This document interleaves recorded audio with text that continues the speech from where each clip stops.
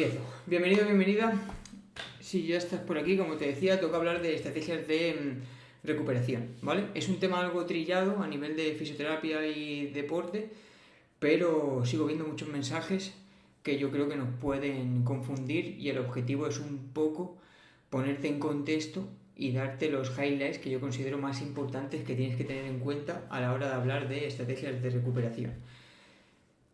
Si me pongo a ser específico de todo lo que podemos hablar dentro de estrategias de recuperación, te hago un curso y no es el objetivo. De hecho, me he propuesto que el podcast de hoy sea cortita y al pie y darte simplemente los 3 o 4 highlights, como te digo, que yo creo que es importante que tienes que conocer a nivel de estrategias de recuperación, ¿vale? Antes de ponerme a ello, sí que me gustaría pedirte opinión o consejo, especialmente si eres oyente habitual del podcast, ¿vale?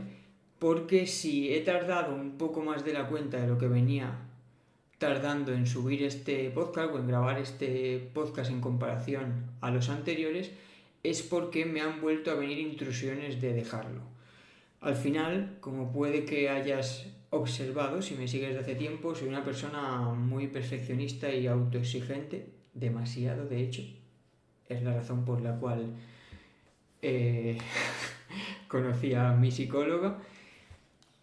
Y me mola que todo lo que hago sea haciéndolo al 100% y dando lo mejor que sé en ese momento. Entonces, cuando veo que no puedo dar en algo el 100%, pierdo un poco la motivación. Y con el podcast, si he tenido etapas, ha sido siempre por esa misma razón. ¿Esto por qué te lo digo?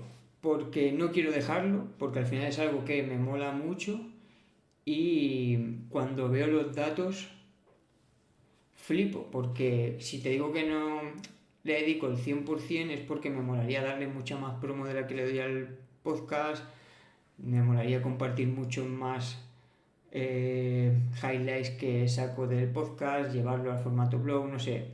Hay muchas cosas que me gustaría hacer para que lo que se habla aquí llegue a más gente que no hago, pero luego, como te decía, pues veo los datos y flipo en colores porque sois muchos los que seguís escuchando el podcast.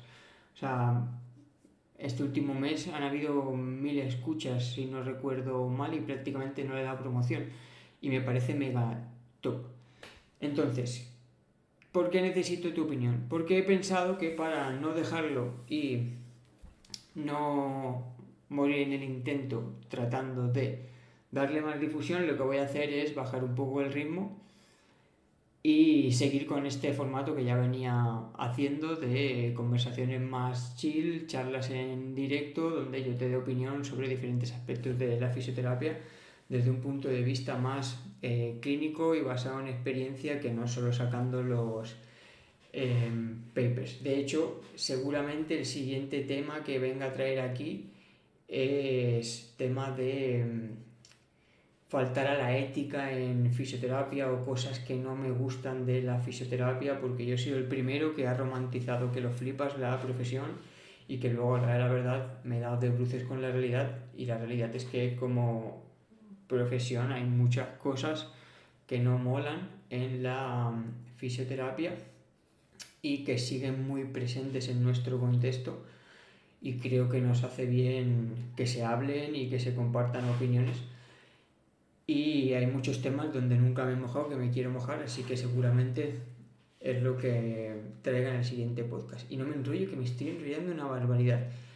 Lo que quiero saber es si te mola la idea o no, que me cuentes en caso de que no te mole qué quieres que siga trayendo al canal, o si tienes algún tipo de idea de la cual te molaría que hablara, que me la dijeras abiertamente. Este último mes también se ha dado la casualidad de que 3 o 4 personas me han comentado que me conocían del podcast, que escuchan el podcast, que le mola el podcast, pero luego a la hora de la verdad en los episodios hay pocos comentarios y tengo poco feedback, entonces es como, vale, si sigo con esto es para vosotros. Así que si eres oyente habitual, como te decía, te agradecería mogollón que me dejaras en comentarios si te mola la idea que te he comentado y si no, que me propongas lo que te molaría que hiciéramos, ¿vale? Dicho eso, estrategias de recuperación, volvemos al tema. Primer punto principal que hay que hablar cuando hablas de estrategias de recuperación es qué narices recuperamos. Entonces, cuando te explican estrategias de recuperación, normalmente lo primero que se trata de explicar es qué es la fatiga y por qué como individuos nos cansamos. Y ese apartado en sí ya es una movida muy gorda que da para hablar 2 horas. Así en resumidas cuentas, lo último que vi que se hacía era dividir fatiga en fatiga central y fatiga periférica, haciendo un poco la diferenciación en base a una cosa es lo que pasa en el músculo, por ejemplo, a nivel de fatiga, donde se segregan una serie de biomarcadores propios de la actividad muscular, por ejemplo, como podría ser la creatinquinasa, que viene de la degradación energética del músculo, y luego esa fatiga central más relacionada con los procesos centrales y esa sensación de joder, qué cansado estoy o qué exhausto estoy, que no necesariamente se relaciona siempre con la periférica y por eso viene la movida, porque en sí la fatiga es un proceso mucho más complejo de lo que parece, porque yo por ejemplo puedo estar en un ambiente muy cálido y que a nivel de fatiga central yo me note muy cansado porque mi cuerpo energéticamente está gastando mucha energía en regular esa temperatura y sabe que no me va a venir bien que yo haga esfuerzo físico a alta temperatura y va a mandar señales de para por favor que esto no me mola, pero necesariamente a nivel periférico esos músculos no tienen por qué estar fatigados a nivel de biomarcadores. Por si esto en sí no fuera ya bastante complejo, la movida se complica más cuando empiezas a ver cómo se valora la fatiga, por ejemplo, en el deporte. Y básicamente hay también diferentes divisiones. Por un lado estaban esos biomarcadores de los que te hablaba, y eso es un mundo. A nivel de biomarcadores se puede medir para medir fatiga, ácido láctico, lactato, se puede medir lo que te decía de la creatinquinasa, se puede medir variabilidad en la frecuencia cardíaca. Imagino que a nivel de biomarcador en sangre habrán otra serie de variables. Es decir, esa parte bio que indica fatiga ya es compleja en sí. Luego, a su vez, se puede valorar a nivel funcional capacidad física. Últimamente, por ejemplo, en el fútbol veo a mucho preparador valorar capacidad de salto con test de... salto con 2 piernas, no me sale ahora el nombre, pero vamos, capacidad de salto para analizar en base a si ese salto es menor o mayor a su media, si ese jugador está fatigado. Y luego por otro lado, medidas de bienestar o subjetivas como podría ser un wellness, donde el jugador o el atleta o el deportista te diga qué tal son sus sensaciones. Hay mucho donde se puede valorar fatiga. Y al final, por si esto todavía no fuera más complejo, tengo diferentes formas de dividir la fatiga, luego a su vez tengo diferentes formas de valorarla, resulta que no siempre se correlacionan unas con otras y se puede dar el caso donde unos biomarcadores muy elevados que objetivamente indiquen fatiga no se correlacionen con las sensaciones subjetivas de un deportista, porque ahí pueden influir muchas variables, como por ejemplo la motivación de yo quiero jugar, este partido es importante, es la final de la Champions, no me la voy a perder, me da igual que hace 3 días jugara y a nivel de objetivo esté tieso. Por lo tanto, en resumidas cuentas, todo lo que tenga que ver con fatiga y valorar fatiga ya es muy complejo. Y eso lo tenemos que tener claro. Que sea complejo, como trato de explicar siempre, no significa que a nivel clínico nosotros no lo apliquemos de forma simple.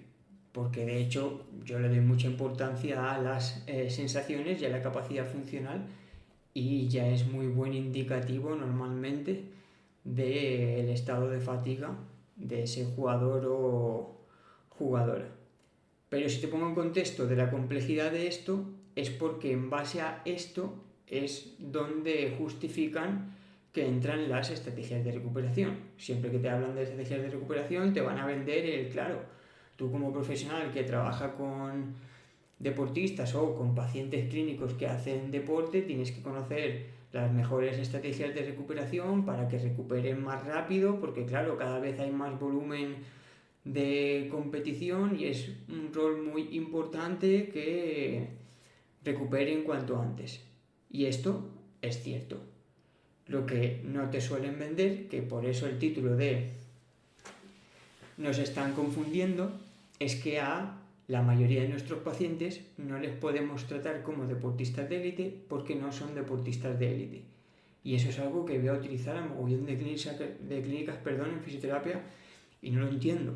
El mensajito de no, ven a tratarte conmigo que te voy a tratar como un deportista de élite y te voy a dar los mejores tratamientos como le dan a Cristiano. Y es como, no vayas por ahí, porque es que tu paciente no es cristiano. Y esto se está utilizando mogollón para justificar aparatología cara que promete mejorar marcadores de fatiga que, aunque lo hicieran, que ahora vamos a ir, no necesariamente son lo más importante en ese paciente. Hola Marcos, que no te he dicho nada, muy buenas tardes.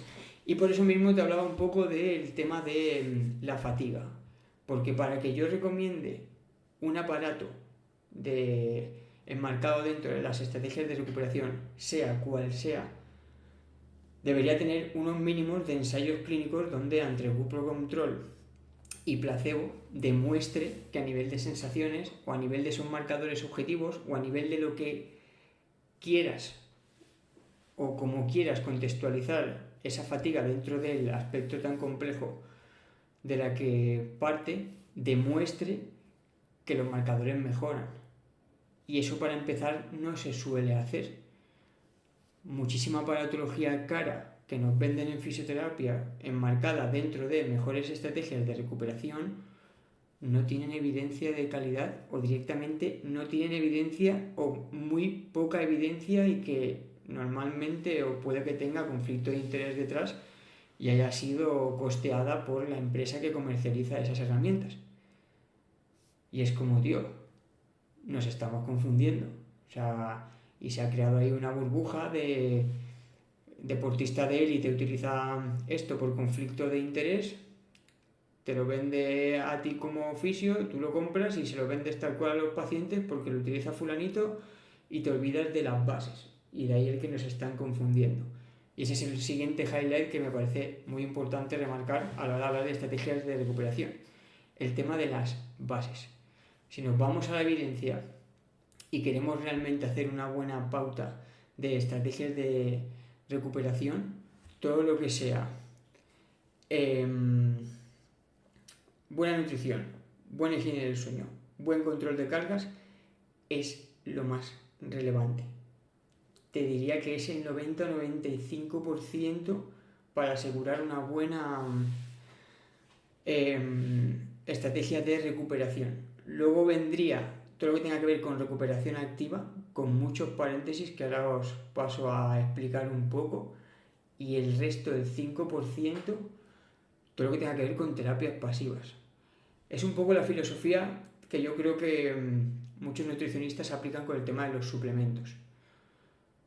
De nada te sirve como mejora del rendimiento que te hinches a tomar tus macros de proteínas o tu creatina todos los días o la suplementación que quieras si luego todo lo que son las comidas básicas no las haces bien, duermes 5 horas al día y a nivel de entrenamiento no tienes ningún tipo de control.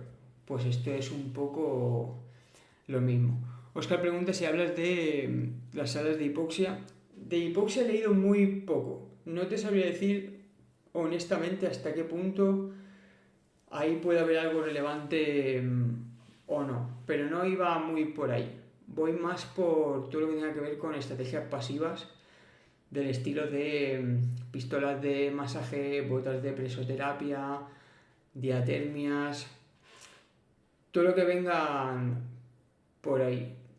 Todo lo que toque más a nivel sistémico me pierdo un poco. La realidad es que con la hipoxia no tengo muy claro los beneficios. Me pasa un poco igual con el tema del frío a nivel de cámaras. A nivel de frío y bañeras sí que he leído mucho. A nivel de frío y aplicación local sí que he leído mucho. A nivel de frío a temperaturas mega bajas y cámaras no he leído tanto y por lo tanto no me mojaría. Pero aún así, el tema de las bases que os comentaba es más relevante igualmente. Dentro de esas bases, que os recuerdo eran sueño, buena calidad, buena alimentación y control de la carga. Luego en paréntesis os he puesto el tema de la recuperación activa. ¿Por qué os he puesto esto de la recuperación activa en paréntesis? Yo siempre he sido muy pro recuperación activa. Recuperación activa básicamente es que post ejercicio o al día siguiente post ejercicio ese deportista haga a niveles muy bajos de volumen e intensidad un trabajo activo. Y ahí entran los trabajos de bici, de movilidad, de un poquito de contexto lúdico. En fútbol, por ejemplo, está muy instaurado el compensatorio donde el futbolista hace gimnasio miembro superior y esto está bien.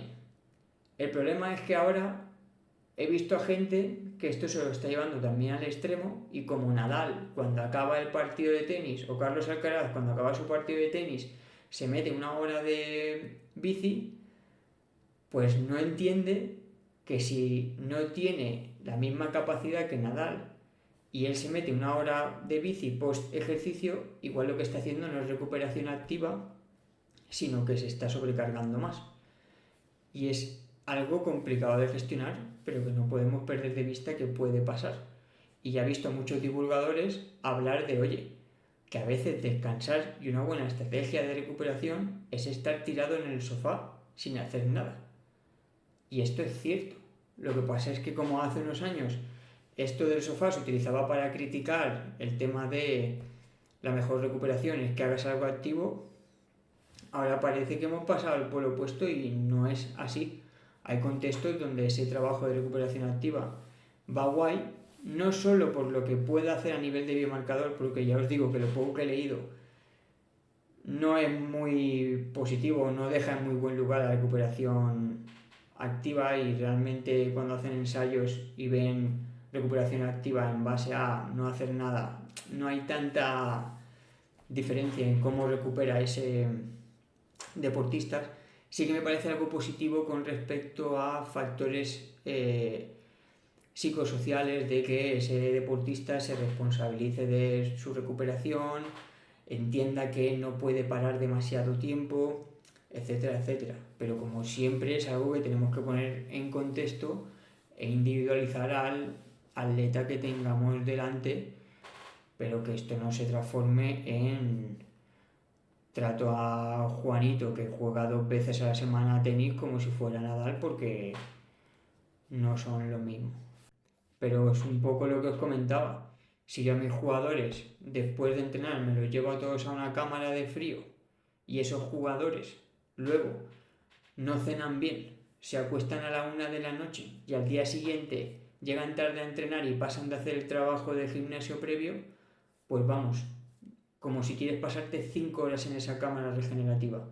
No estás haciendo lo más importante para tu recuperación. Y eso yo en deporte es que lo veo una barbaridad en los futbolistas. Y yo soy de los que me he hinchado a decir en muchos cursos y en muchas charlas que en deporte amateur lo mejor que puede hacer un fisio a nivel de estrategias de recuperación en ese equipo es dar talleres de educación en dolor y de educación en recuperación de lesiones. Y yo eso siempre me he preocupado de hacerlo. Y yo como estoy en el grupo de WhatsApp de los equipos donde he estado, me preocupo cuando acabe el partido y decirle, oye, guapitos, tener en cuenta si salís esta noche no apretar demasiado y descansar lo que tenéis que descansar y cenar lo que tenéis que cenar y darle importancia a esto. Luego me harán más caso o menos caso, pero al menos la gente que sea responsable y que realmente le preocupe su salud y recuperar más rápido, que sepa que lo importante es eso y que no que se tenga que ir a gastarse 50 euros en meterse en una cámara de hipoxia o en una cámara de mega frío o donde tú quieras. Y por eso, e insisto, lo de nos están confundiendo, porque toda esta esfera de aparatología, de fisioterapia avanzada, que cada vez sale más, te lanza los mensajes de esto es lo que utilizan en la élite y esto es lo que tú necesitas. Y es como, no, aquí no viene tanto deportista de élite. Y la gente que no es deportista de élite necesita que le expliquen las bases. Porque muchas veces perdemos de vista que esos deportistas de élite que utilizan esa maquinaria lo utilizan como un suplemento, como un extra, porque ellos todo lo hacen bien. Es gente que vive de su deporte, que cobra unas millonadas de su deporte. No necesita que nadie le recuerde las bases porque ya las conocen bien. De hecho, normalmente su staff se preocupa en que lo hagan. Y luego, otro punto importante que no he metido porque no soy psicólogo y mi conocimiento también es limitado, pero dentro de esas tres barreras, o sea, de esos tres pilares, junto con el tema de la recuperación activa entre paréntesis, entraría el tema de la salud mental, que es vital y de eso nadie habla. Pero claro, un deportista de élite es mucho más complicado que tenga problemas de salud mental, porque principalmente uno de los principales problemas de salud mental puede venir relacionado con determinantes sociales, y ahí entra trabajo, dinero y relaciones. Normalmente si eres deportista de élite, esos tres pilares de salud mental de determinantes sociales los tienes bien cubiertos. Pero igual tu paciente que juega en tercera ref o que juega a nivel amateur, no. Y si eso le está quitando el sueño, tienes dos pilares que hay que trabajar, aunque sea a nivel de educación, o al menos explicárselo. Y es que este tipo de cosas, tío, me parecen de mucho sentido común, pero las sigo explicando porque luego voy a redes o me encuentro pacientes que han tenido otros fisios o veo cosas por ahí que digo, tío, es que de verdad que nos están confundiendo una barbaridad. Por ejemplo, todo lo que tenga que ver con higiene del sueño da para hablar muy mucho. Yo en su momento investigué una barbaridad porque cuando empecé mis andaduras como docente, una de las primeras charlas que di así a nivel de formación online fue sobre higiene del sueño. Entonces me preocupé en formarme una barbaridad con todo lo que tenía que ver con calidad y cantidad de sueño. Y si os lo he machacado tanto es porque hay mogollón de evidencia que te viene a decir que la restricción de sueño es factor de riesgo para mogollón de historias negativas. Ese debate de calidad y cantidad es complicado porque para empezar es difícil de medir objetivamente, porque creo que lo único de lo que podemos tirar objetivamente para valorar si la calidad del sueño es buena es monitorizar frecuencia cardíaca y no tengo muy claro si la correlación entre esa frecuencia cardíaca y la calidad del sueño es fuerte. Es decir, tú cuando duermes, en tu cuerpo se producen una serie de procesos que favorecen el sueño, como que baja la temperatura, como que disminuye todo lo que tenga que ver con procesos biológicos y fisiológicos del el cuerpo, etcétera, etcétera, etcétera. Y eso se trata de monitorizar. Y en base a eso, ya que se cumplan las diferentes fases del sueño, se mide esa calidad. Pero como te digo, eso a clínica, si no puedes hacer un estudio en polisomnografía, es complicado. Entonces, eso yo lo suelo traducir en cuál es tu sensación. ¿Has dormido bien? ¿Te sientes descansado? Sí. Si me dice que sí y que está despejado, para mí la calidad es buena. ¿Qué pasa en un paciente que te dice que ha dormido 6 horas pero que te dice que la calidad es buena? Hostias, para mí eso es buena calidad del sueño porque yo le doy mucha importancia a su sensación más allá de que a nivel de horas no haya cumplido con el estándar. Pero claro, ahí luego entras también en el cronotipo de cada uno en el contexto de cada uno, en hasta qué punto el volumen de sueño es importante en base a lo que te has esforzado esa semana. Es muy complejo. Por eso os decía que si te metes ahí puedes estar 3 o 4 horas hablando.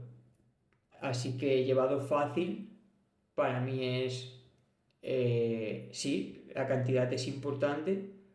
Cuanto más duerman normalmente mejor. De hecho, normalmente un deportista de élite con altas exigencias, el cuerpo se lo pide. O sea, yo cuando estuve con la selección china, con los chavales estos que no tenían otra cosa más que entrenar y jugar al fútbol, la mayoría de su tiempo libre lo ocupaban en dormir porque el cuerpo se lo pedía, porque al final son entrenamientos muy, muy exigentes, continuos, alta competición, y ahí te das cuenta donde el cuerpo te pide lo que necesita de verdad. Pero en contextos amateur igual no se ve tanto, o igual tienen hábitos muy instaurados de estar con el móvil hasta tarde o cosas así que dificulten eso. Así que es jodido. Pero vamos, en resumen, la cantidad es importante, sí, pero si la calidad a nivel de sensaciones subjetivas nos la da como buena, aunque la cantidad no sea relevante, a mí tampoco me generaría mucha alarma. Aunque igual en algunos casos sí debería, pero esto yo también lo tengo que poner en contexto con el por qué viene el paciente a mí y todo el resto de variables, ¿sabes? Vale, otro punto importante o que se habla mucho con respecto a las estrategias de recuperación, y con eso acabo, ¿vale? Que no quiero alargarlo demasiado para que salga un podcast cortito. Y al final, lo más importante, yo creo que ya está hablado, que es el mensaje de, por favor, no nos salgamos de los pilares fundamentales y demos más importancia a la educación que a poner maquinaria que vale 50.000 euros. Frío. ¿Por qué es importante que pongamos cualquier estrategia pasiva o cualquier cosa que hagamos en nuestro paciente en contexto? Pues el frío es un buen ejemplo. Protocolos y pautas para aplicar frío en nuestros pacientes hay un trillón, pero un trillón. Y encima, a todo Dios nos han explicado los protocolos de RICE, POLICE y ahora el Peace and Love.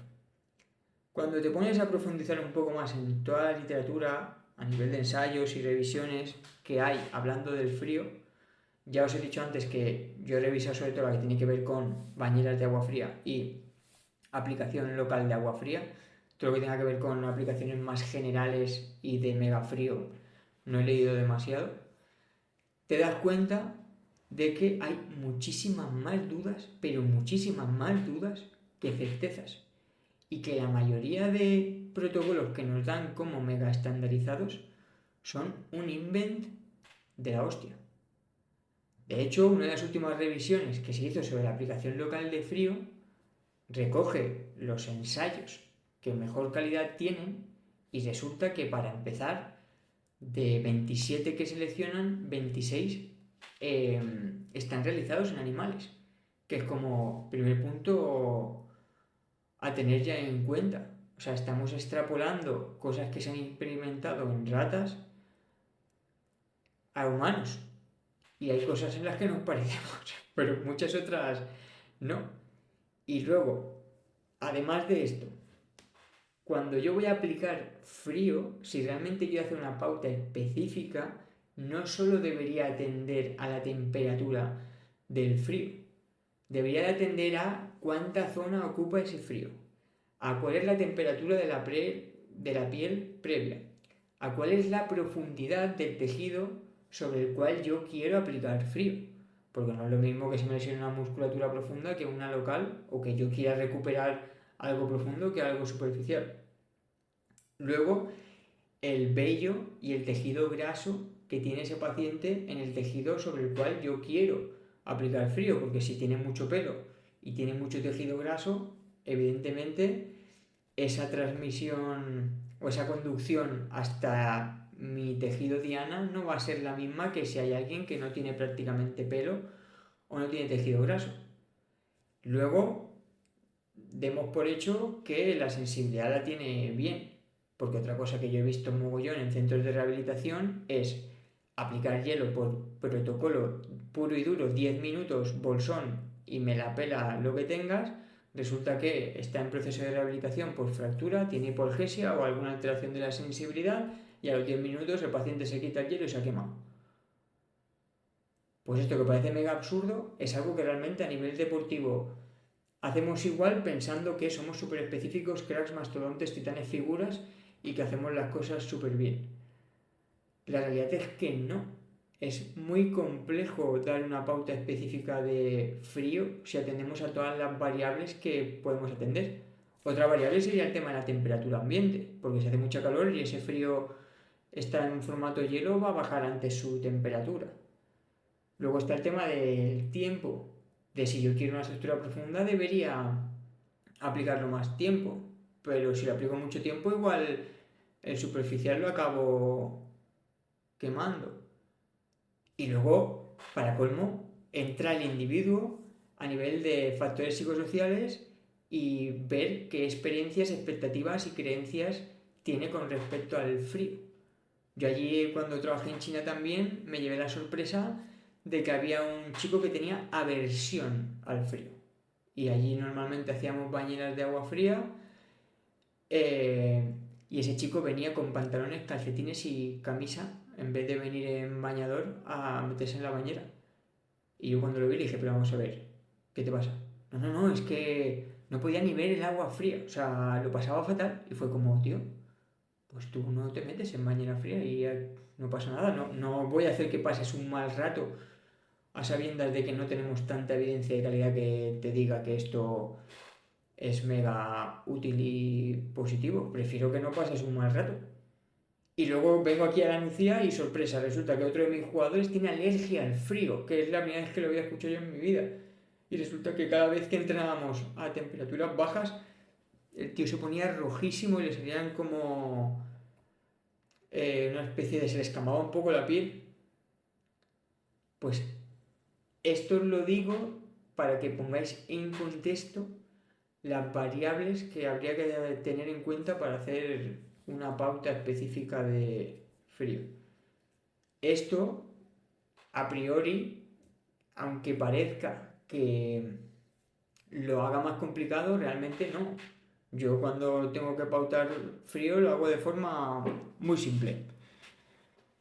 Preferencias del paciente en cuanto al tipo de aplicación, que no sea muy frío para no quemar y poquito tiempo. Y dándole más importancia a el calmar el dolor que a el tema de recuperación. Porque indirectamente eso te puede favorecer a que duermas mejor. Si un futbolista después de un partido tiene dolor en las piernas de la sobrecarga y el estar 8 minutitos en una bañera de agua fresquita le alivia el dolor y eso le permite conciliar mejor el sueño, pues indirectamente seguramente a través de mejorar esa calidad del sueño estoy influyendo en que recupere mejor. Que el frío sea relevante como tal, si no consigo lo del sueño, tengo serias dudas. Pero cuando ves todas las variables que hay en perspectiva, más allá de que lo puedas aplicar de forma más simple, te hace entender que no podemos sentar cátedra como se suele sentar. Y esto es el frío, que es algo bastante trillado e investigado y que es de nuestro día a día. Luego imagínate esto llevado a la aparatología cara que nos quieren vender ahora. Es como, tío, ¿qué me estás contando? O sea, no es costo efectivo, no tiene sentido que sabiendo lo que se me gaste 40.000 euros en una máquina para llevarla a mis deportistas. Lo más importante es gratis. Si luego trabajo en el Madrid y lo más importante que es gratis lo tienen clarísimo y lo hacen todo bien, pues oye, un punch más, perfecto, pues 40.000 euros es lo que quieras. Pero si no, no. Entonces, no nos pueden confundir. Y espero que ese mensaje haya quedado claro, ¿vale? Como os he dicho al principio, Se puede profundizar mucho más en este tema, se podrían hablar de muchas más cosas. De hecho, si tenéis cualquier duda lo podéis dejar en comentarios aquí por el podcast y yo respondo siempre, pero espero que haya quedado claro eh, el mensaje de si te preocupa el que recupere antes tu paciente o tu deportista, educación para que entienda que higiene del sueño, buena alimentación y control de cargas es lo más importante, y luego fuera de eso, con asterisco, recuperación activa, y luego fuera de eso, aunque no sea competencia nuestra, como tampoco lo es la nutrición, por cierto, salud mental también muy importante. Y a partir de ahí, estrategias pasivas las que queráis, pero enmarcadas como algo para modular el dolor, para que indirectamente las sensaciones mejoren y pueda cumplir mejor los primeros pilares, pero no como indispensables dentro de la recuperación porque la utiliza cristiana.